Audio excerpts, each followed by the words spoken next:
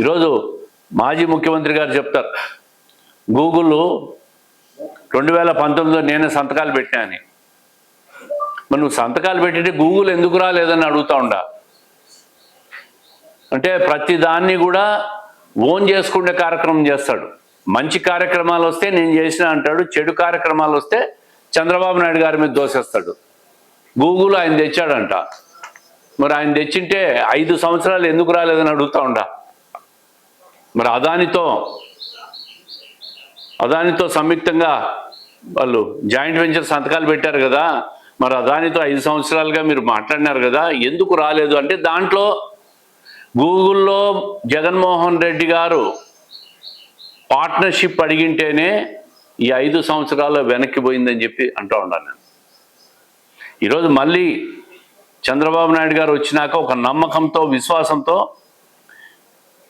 America వెలుపల అతిపెద్ద సంస్థ అయిన గూగుల్లో 1,30,000 కోట్లతో పెట్టుబడి వస్తూ ఉందంటే అది కేవలం చంద్రబాబు నాయుడు గారి ఫేస్ వాల్యూ, నారా లోకేష్ గారి కృషి వల్లే ఇది వచ్చిందని చెప్పి గర్వంగా తెలుగుదేశం ప్రభుత్వం, తెలుగుదేశం పార్టీ వాళ్ళు చెప్పగలుగుతాం మేము ప్రజలకు.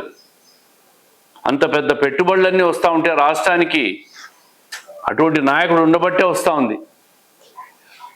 ఈరోజు పోలవరం నిర్మాణం కానీ, అమరావతి కానీ, ఈరోజు ఒకసారి చూస్తే హంద్రీనీవా ప్రాజెక్టు పూర్తయింది రాయలసీమలో. కొప్పర్తి, బోరోకల్లు ఇండస్ట్రియల్ హబ్స్కు 3,700 కోట్లు కేంద్ర ప్రభుత్వం ఇచ్చింది. అవన్నీ కూడా శరవేగంగా ముందుకు పోతూ ఉన్నాయి. ఎంఎస్ఎంఈ యూనిట్లన్నీ శరవేగంగా కడపకు కూడా వస్తూ ఉన్నాయి. ఈరోజు స్టీల్ ఫ్యాక్టరీ నిర్మాణం ప్రారంభమైంది జమలమడుగులో. ఇవన్నీ కూడా ఈ ప్రభుత్వంలో వచ్చినాయని చెప్పి మేము గర్వంగా చెప్పుకోగలుగుతాం. గత 5 సంవత్సరాల్లో ఈ ప్రతిపక్షం మేము ఈ కార్యక్రమం చేశాం, దీన్ని పూర్తి చేశామని చెప్పగలుగుతారా అని అడుగుతూ ఉంటా. రాబోయే 3 సంవత్సరాల్లో ఖచ్చితంగా ఈ ఎంఎస్ఎంఈ యూనిట్లు కొప్పర్తిలో పూర్తి స్థాయిలో ఏర్పాటు అవుతాయి. స్టీల్ ఫ్యాక్టరీ పూర్తవుతుంది. అదేవిధంగా పెండింగ్ ఇరిగేషన్ ప్రాజెక్టులు కూడా పూర్తి చేస్తాం ఈ ప్రభుత్వంలో. మరి వాళ్ళైతే 5 సంవత్సరాల్లో కడప జిల్లాకే చేయలే. కడప జిల్లానే నట్టేట ముంచేసిపోయినాడు మాజీ ముఖ్యమంత్రి. ప్రజలను పట్టించుకున్న పాపానే పోలే.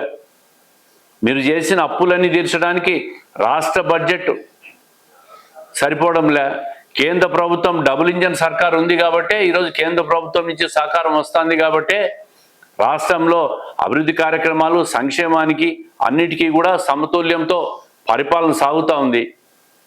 ఇంత పెద్ద తుఫాను వస్తే దీని మీద కూడా ప్రతిపక్షం విషం జమ్మే ప్రయత్నం చేస్తూ ఉంది. సోషల్ మీడియాలో